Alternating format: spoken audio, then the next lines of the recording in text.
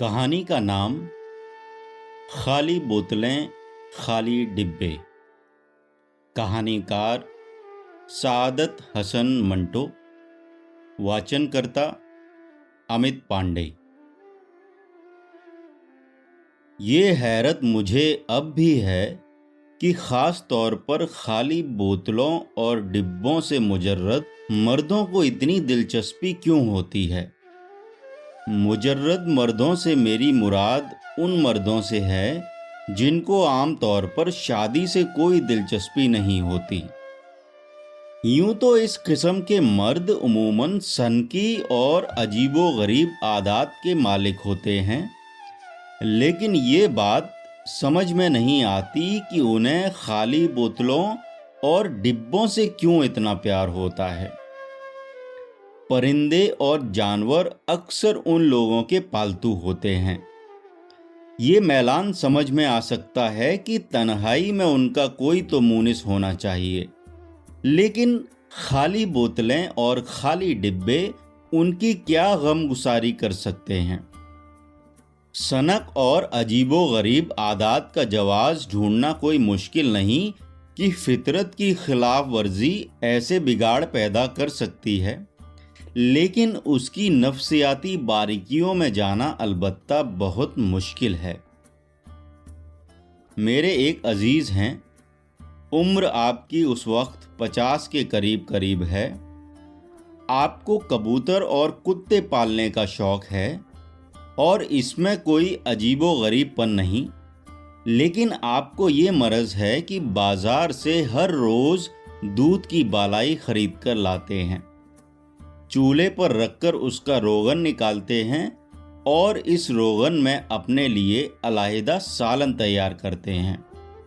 इनका ख्याल है कि इस तरह खालिस घी तैयार होता है। पानी पीने के लिए अपना घड़ा अलग रखते हैं।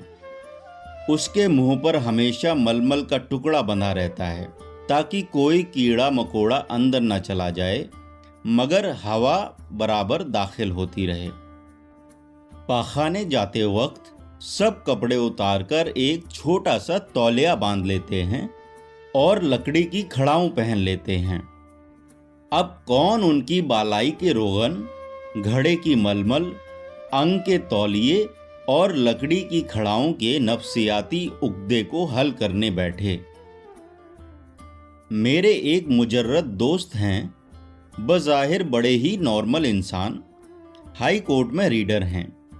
आपको हर जगह से हर वक्त बदबू आती रहती है, चुनाचे उनका रूमाल सदा उनकी नाक से चिपका रहता है। आपको खरगोश पालने का शौक है। एक और मुजर्रद हैं, आपको जब मौका मिले तो नमाज पढ़ना शुरू कर देते हैं, लेकिन इसके बावजूद आपका दिमाग बिल्कुल सही है। सियासियात आलम पर आपकी नज़र बहुत वसी है। तोतों को बातें सिखाने में महारतें तामा रखते हैं। मिलिट्री के एक मेजर हैं, सनरसीदा और दौलतमंद। आपको हुक्के जमा करने का शौक है।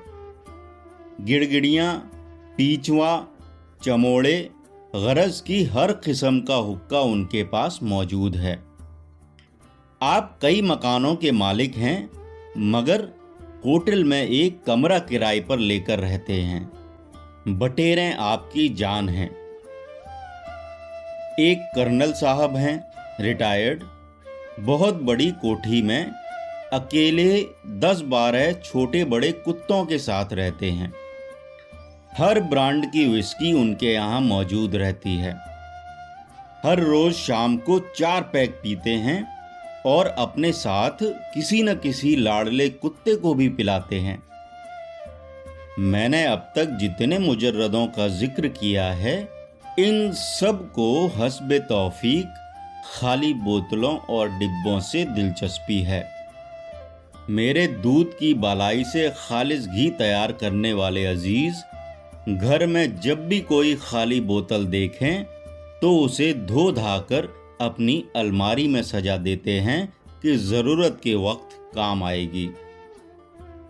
हाई कोर्ट के रीडर जिनको हर जगह से हर वक्त बदबू आती रहती है, सिर्फ ऐसी बोतलें और डिब्बे जमा करते हैं जिनके मुताल्लिक वो अपना पूरा इत्मीनान कर लें कि अब उनसे बदबू आने का कोई एहतिमाल नहीं रहा। जब मौका मिले नमाज पढ़ने वाले खाली बोतलें आब दस्त के लिए और टीन के खाली डिब्बे वुज़ू के लिए दर्जनों की तादाद में रखते हैं। उनके ख्याल के मुताबिक ये दोनों चीज़ें सस्ती और पाकीज़ा रहती हैं। किस्म किस्म के हुक्के जमा करने वाले मेजर साहब को खाली बोतलों और खाली डिब्बे जमा करके उनको बेचने का शौक है, और रिटायर्ड कर्नल साहब को सिर्फ विस्की की बोतलें जमा करने का। आप कर्नल साहब के यहाँ जाएं तो एक छोटे साफ सुथरे कमरे में कई शीशे की अलमारियों में आपको विस्की की खाली बोतलें सजी हुई नजर आएंगी। पुराने से पुराने ब्रांड की विस्की की खाली बोतल भी आपको उनके इस नादिर मजमूए में मिल जाएगी।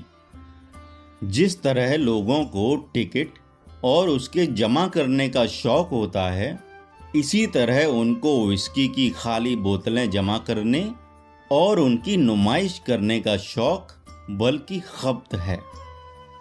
कर्नल साहब का कोई अजीज रिश्तेदार नहीं, कोई है तो इसका मुझे इल्म नहीं। दुनिया में तने तन्हा हैं, लेकिन वो तन्हाई बिल्कुल महसूस नहीं करते। 10-12 कुत्ते हैं, उनकी देखभाल वो उस तरह करते हैं जिस तरह शफीक बाप अपनी औलाद की करते हैं। सारा दिन उनका उन पालतू हैवानों के साथ गुजर जाता है। फुर्सत के वक्त वो अलमारियों में अपनी चहेती बोतलें संवारते रहते हैं। आप पूछेंगे, खाली बोतलें तो हुई, ये तुमने खाली डिब्बे क्यों साथ लगा दिए?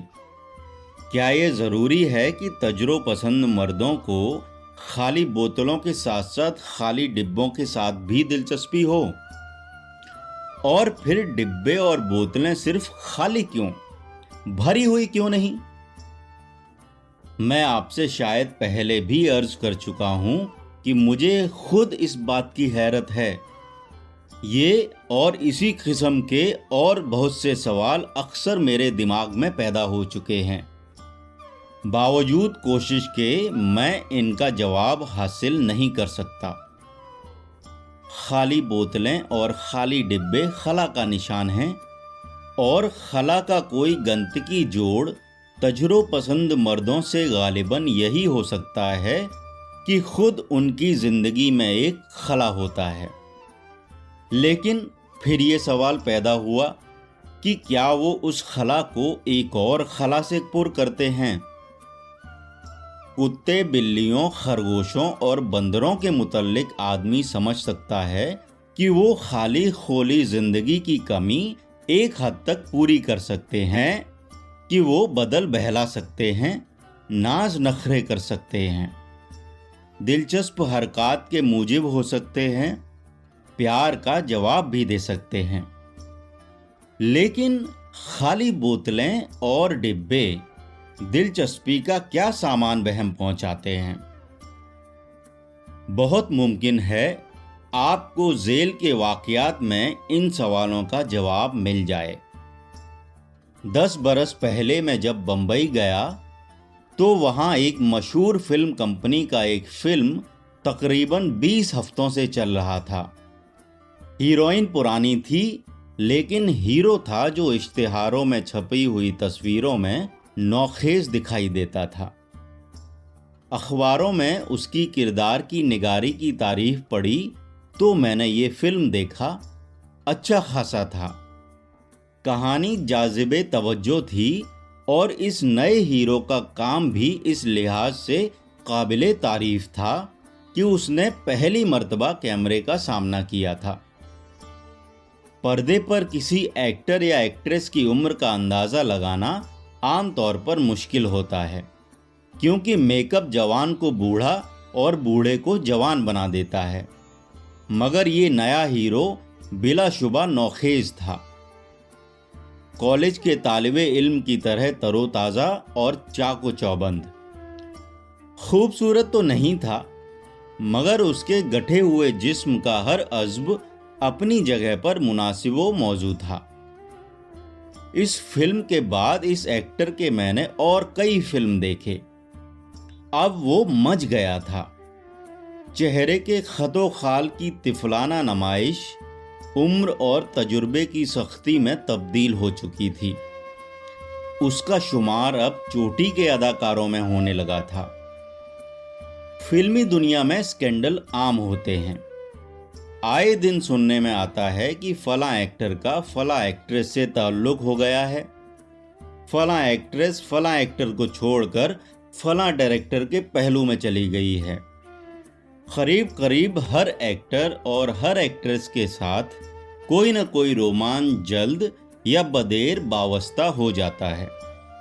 लेकिन इस नए हीरो की जिंदगी जिसका मैं जिक्र कर रहा हूं, इन बखेड़ों से पाक थी, मगर अखबारों में इसका चर्चा नहीं था।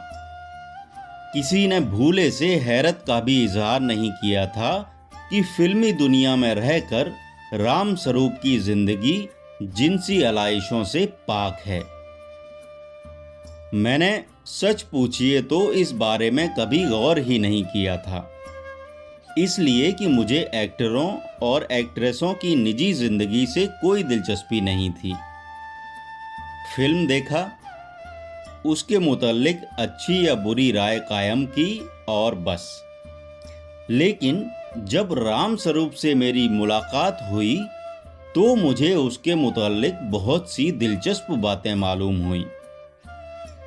ये मुलाकात उसका पहला फिल्म देखने के तकरीबन 8 बरस बाद हुई। शुरू में तो वो बम्बई से बहुत दूर एक गांव में रहता था, मगर अब फिल्मी सरगर्मियां बढ़ जाने के बाइस उसने शिवाजी पार्क में समंदर के किनारे एक मुतवस्सित दर्जे का फ्लैट ले रखा था।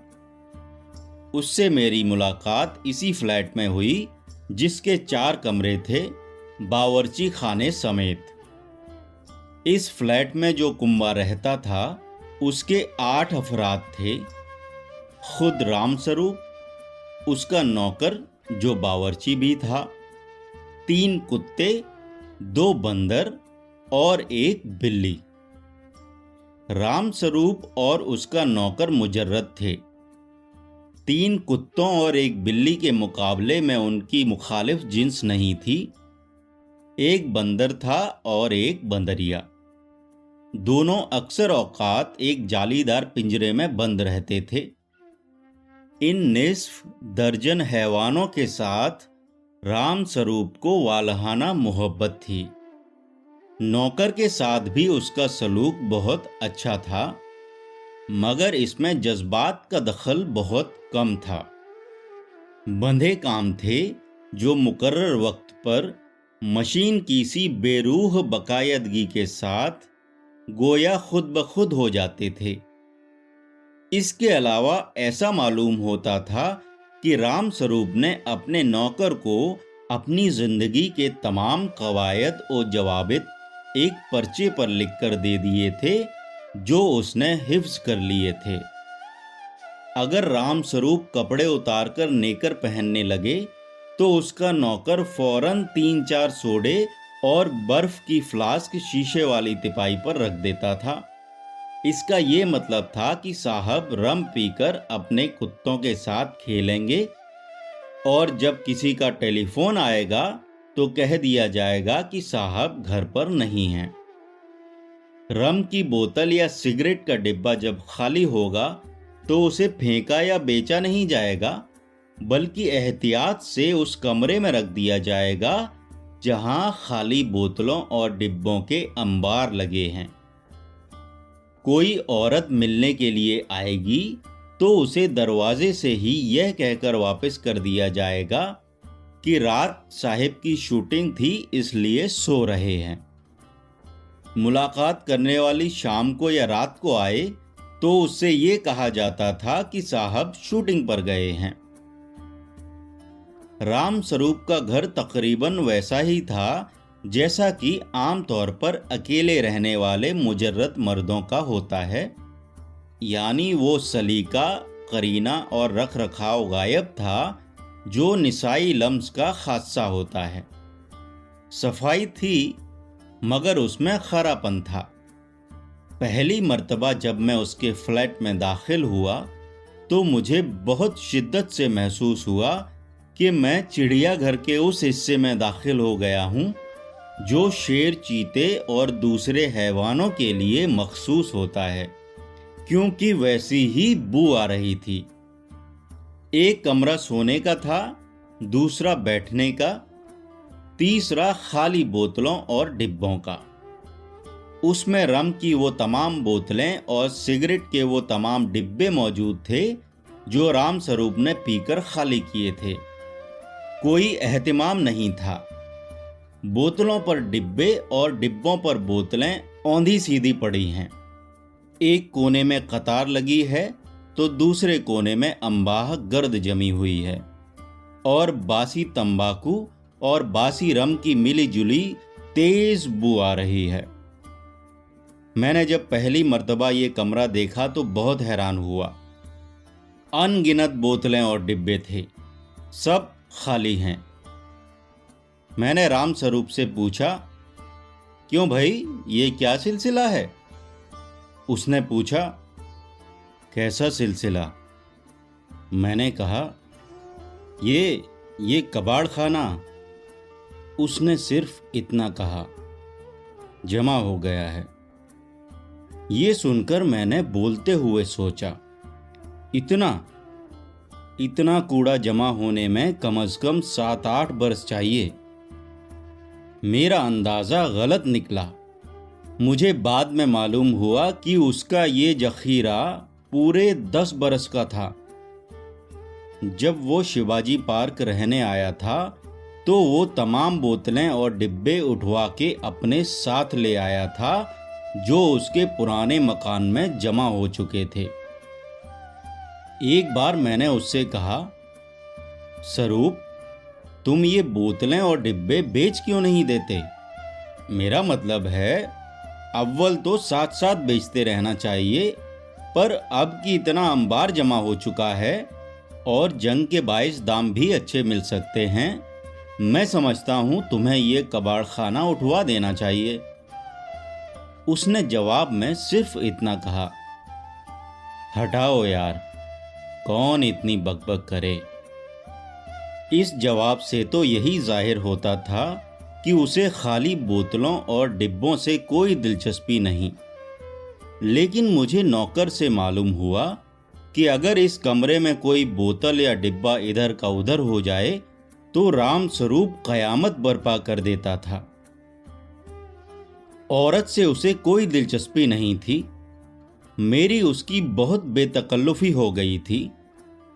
बातों बातों में मैंने कई बार उससे दरियाफ्त किया, क्यों भाई, शादी कब करोगे?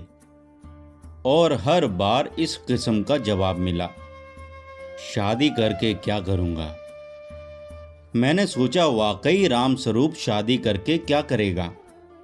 क्या वो अपनी बीवी को खाली बोतलों और डिब्बों वाले कमरे में बंद कर देगा, या सब कपड़े उतार नेकर पहनकर रम पीते उसके साथ खेला करेगा? मैं उससे शादी ब्याह का जिक्र तो अक्सर करता था, मगर तसव्वुर पर जोर देने के बावजूद उसे किसी औरत से मुंसलिक न देख सकता। राम स्वरूप से मिलते मिलते कई बरस गुजर गए। इस दौरान में कई मर्तबा मैंने उड़ती उड़ती सुनी कि उसे एक एक्ट्रेस से, जिसका नाम शीला था, इश्क हो गया था। मुझे इस अफवाह पर बिल्कुल यकीन न आया। अव्वल तो राम स्वरूप से उसकी तवक्को ही नहीं थी। दूसरे, शीला से किसी भी होशमंद नौजवान को इश्क नहीं हो सकता था, क्योंकि वो इस कदर बेजान थी कि दिक की मरीज मालूम होती थी। शुरू में जब वो 1-2 फिल्मों में आई थी तो किसी कदर गवारा थी, मगर बाद में तो वो बिल्कुल ही बेकैफ और बेरंग हो गई थी। और सिर्फ तीसरे दर्जे के फिल्मों के लिए मखसूस होकर रह गई थी। मैंने सिर्फ एक मर्तबा उस शीला के बारे में राम स्वरूप से दरियाफ्त किया तो उसने मुस्कुराकर कहा, मेरे लिए क्या यही रह गई थी। इस दौरान में उसका सबसे प्यारा कुत्ता स्टेलिन निमोनिया से गिरफ्तार हो गया। राम स्वरूप ने दिन रात बड़ी जांफिशानी से उसका इलाज किया, मगर वो जांवर न हुआ। उसकी मौत से उसे बहुत सदमा हुआ। कई दिन उसकी आंखें अश्क आलूद रहीं और जब उसने एक रोज बाकी कुत्ते किसी दोस्त को दे दिए तो मैंने ख्याल किया कि उसने स्टेलिन की मौत के सदमे के बाइस ऐसा किया है, वरना वो उनकी जुदाई कभी बर्दाश्त न करता। कुछ अरसे के बाद जब उसने बंदर और बंदरिया को भी रुखसत कर दिया तो मुझे किसी कदर हैरत हुई, लेकिन मैंने सोचा कि इसका दिल अब और किसी की मौत का सदमा बर्दाश्त नहीं करना चाहता। अब वो नेकर पहनकर रम पीते हुए सिर्फ अपनी बिल्ली नरगिस से खेलता था। वो भी उससे बहुत प्यार करने लगी थी, क्योंकि राम स्वरूप का सारा दिन इल्तिफात अब उसी के लिए मौकूफ हो गया था। अब उसके घर में शेर चीतों की बू नहीं आती थी। सफाई में किसी कदर नजर आ जाने वाला सलीका और करीना भी पैदा हो चला था। उसके अपने चेहरे पर हल्का सा निखार आ गया था, मगर ये सब कुछ इस कदर आहिस्ता आहिस्ता हुआ था कि उसके नुक्ताए आगाज का पता चलाना बहुत मुश्किल था। दिन गुजरते गए। राम स्वरूप का ताज़ा फिल्म रिलीज हुआ तो मैंने उसकी किरदार निगारी में एक नई ताजगी देखी। मैंने उसे मुबारकबाद दी तो वो मुस्कुरा दिया। लो, विस्की पियो। मैंने ताज्जुब से पूछा, विस्की? इसलिए कि वो सिर्फ रम पीने का आदी था। पहली मुस्कुराहट को होठों में जरा सुकेड़ते हुए उसने जवाब दिया, रम पी पी कर तंग आ गया हूं। मैंने उससे और कुछ न पूछा। 8वीं रोज जब उसके यहाँ शाम को गया तो वो कमीज पायजामा पहने रम नहीं विस्की पी रहा था। देर तक हम ताश खेलते और विस्की पीते रहे। इस दौरान में मैंने नोट किया कि विस्की का जायका उसकी ज़बान और तालू पर ठीक नहीं बैठ रहा, क्योंकि घूंट भरने के बाद वो कुछ इस तरह मुंह बनाता था जैसे किसी अनचखी चीज से उसका वास्ता पड़ा हुआ है। चुनाचे मैंने उससे कहा, तुम्हारी तबीयत कबूल नहीं कर रही विस्की को? उसने मुस्कुराकर जवाब दिया, आहिस्ता आहिस्ता कबूल कर लेगी। राम स्वरूप का फ्लैट दूसरी मंजिल पर था। एक रोज मैं उधर से गुजर रहा था कि देखा नीचे गैराज के पास खाली बोतलों और डिब्बों के अंबार पड़े हैं।